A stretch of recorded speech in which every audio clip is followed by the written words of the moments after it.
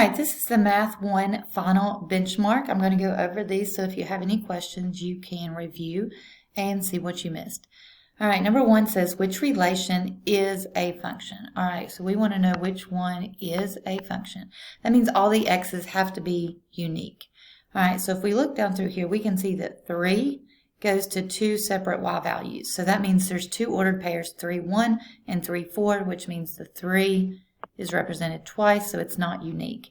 Same thing here, 3 is represented twice, and here 2 is represented twice. So D would be the correct answer. So your ordered pairs here would be 2, 6, 3, 2,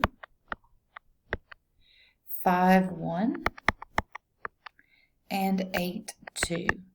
So even though one of the y values is used twice, it doesn't matter because all of the x's are unique.